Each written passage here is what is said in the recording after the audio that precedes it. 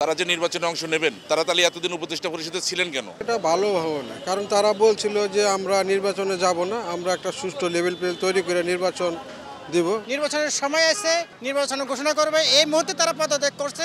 তাদের স্বার্থ উদ্ধার করার জন্য যে কোনো একটা দল থেকে নির্বাচন করবে। তা হাস্যকর হবে টোটালটা, কিভাবে দেশটাকে অধঃপতনে নিয়ে যাওয়া যায় আর কি। বুধবার অন্তর্বর্তীকালীন সরকারের উপদেষ্টা মণ্ডলীর সদস্য পদ থেকে পদত্যাগ করেছেন দুই ছাত্র উপদেষ্টা আসিফ মাহমুদ এবং মাহফুজ আলম। অনেকেই বলছেন নির্বাচনে অংশগ্রহণের জন্যই তারা পদত্যাগ করেছেন। দর্শক, এই নিয়ে সাধারণ মানুষ কি ভাবছে তা নিয়েই থাকছে আজকের জনমত। আপনাদের সাথে আছি আমি আলিফ চৌধুরী। অবশ্যই এটা ভালো চোখে আমরা দেখি না, ছাত্ররা তো এরকম কথা ছিল না, কিন্তু এটা আমরা ভালো চোখে দেখি না। বরখেলাপ হয়েছে তাদের কথা, ওনারা যে নির্বাচনে অংশ নিবে সেরকম তো কথা ছিল না, ঠিক না? তো এখন ওনার নেওয়া আমি মনে করি ঠিক হবে না। আসলে যারা উপদেষ্টা পরিষদে ছিলেন তারা যে নির্বাচনে অংশ নেবেন তারা তাহলে এতদিন উপদেষ্টা পরিষদে ছিলেন কেন? আমি আসলে এইভাবেই বলতে চাই, ওনরা যে বৈষম্যর কথা বলে এই আমাদেরকে সম্পৃক্ত করছিল এই আন্দোলনে, আমি সেই বৈষম্য নিরসনের কোনো উদ্যোগী এবং কাঙ্ক্ষিত পর্যায়ে যে পৌঁছাইছি এরকম কিছুই মনে করি না। আমি এই বাংলাদেশে কিচ্ছু হয় নাই। তার কারণ ওনারা নিজেরাই বলছেন যে উপদেষ্টা পরিষদে থেকে নির্বাচনে অংশ নেওয়া যাবে না। তাহলে কেন ওনারা নির্বাচনে যাবেন? তাহলে নিশ্চয়ই ওনারা প্রভাবিত করতে পারেন। আমি ওনাদের নির্বাচনে অংশগ্রহণকে ইতিবাচক দেখি না। কথা যদি এটা ওনারা এভাবেই বলে থাকে তাহলে তো কথার বরখেলাপ হয়। কিন্তু অন্যদিকে দেখা যায় যে যদি ওনাদের মাধ্যমে যদি দেশের কোনো উন্নতি হয়ে থাকে তাহলে আমি মনে করি যে ওনাদের এই নির্বাচনে অংশগ্রহণ করাটা উচিত। ওনাদের থেকে এনসিপি তো আলহামদুলিল্লাহ মাশাআল্লাহ ভালোই কাজ করতেছে। যদি অংশগ্রহণ করে আমি মনে করি যে ইনশাআল্লাহ ভালো হবে। এটা ভালো হবে না, কারণ তারা বলছিল যে আমরা নির্বাচনে যাব না, আমরা একটা সুষ্ঠু লেভেল প্লেন তৈরি করে নির্বাচন দিব।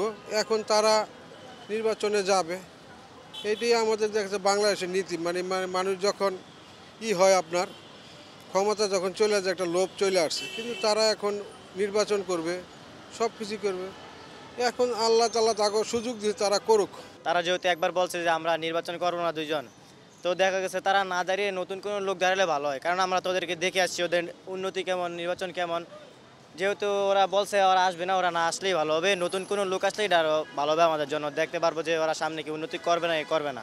তারা নির্বাচন নিলে হয়তোবা যদি তারা বৈষম্য না করে, যেরকম কোটা আন্দোলনের বিরুদ্ধে দাঁড়িয়ে এই পর্যন্ত এসেছে, যদি সেইভাবে বৈষম্য না করে দেশকে এগিয়ে নেওয়ার জন্য করে, সেক্ষেত্রে মানে এই দিকটা থেকে আমরা ভালো দিকেই দেখব। আর যদি তারাও যদি এরকমই স্বৈরাচার বা একটা বিরোধী দল, ওই সময় তো দেশটা ভালোভাবে যাবে না, বা দেশের উন্নয়ন থেকে মানে অউন্নয়নের দিকে যেটা যাবে। এ পর্যায়ে এখন থেকে দেখে আসা মানে তারা যে পর্যন্ত করছে আমাদের মানে যতটুকু বোঝা গেছে যে না ভালো, যদি এরকম ঠিক থাকে, তারা যদি এইভাবে নিতে পারে, তারা যদি এটাকে মানে নিজের দেশকে যদি ভালোবেসে নিতে পারে, সেক্ষেত্রে ভালো। নির্বাচন তো এটা খারাপ একটা ব্যাপার না বা একটা জিনিস না, এটা দেশের স্বার্থে দেশের জন্যই করা। তারা যে আগে বলেছে যে নির্বাচন যাবে না, কিন্তু নিয়ম হলো যে সরকারের আমলে যারা মন্ত্রী থাকে তারা নির্বাচন করতে পারবে না। কিন্তু বর্তমানে তারা নির্বাচনের সময় আছে, নির্বাচন ঘোষণা করবে, এই মুহূর্তে তারা পদত্যাগ করছে। তাদের স্বার্থ উদ্ধার করার জন্য আবার নির্বাচনে যে কোনো একটা দল থেকে নির্বাচন করবে এবং এমপি মন্ত্রী হবে, তাদের এই আশা আর কি। তা হাস্যকর হবে টোটালটা, তারা পূর্ব প্ল্যান একদম কিভাবে দেশটাকে অধঃপতনে নিয়ে যাওয়া যায় আর কি, সেভাবেই প্ল্যান করে এইভাবে সেট করে এখন তারা তাদের মতো প্ল্যান করে তারাই দেশটাকে মানে একদম রসাতলে পাঠাতে যাচ্ছে। ঠিক আছে, এগুলো তো ঠিক না আর কি।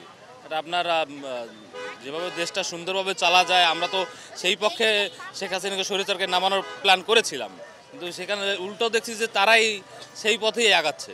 দর্শক, এই ছিল আজকের জনমতে। আবার দেখা হবে আগামী কোনো এক পর্বে অন্য কোনো এক প্রসঙ্গ নিয়ে। ততদিনে ভালো থাকুন, সুস্থ থাকুন আর বাংলা ভিশনের সাথেই থাকুন।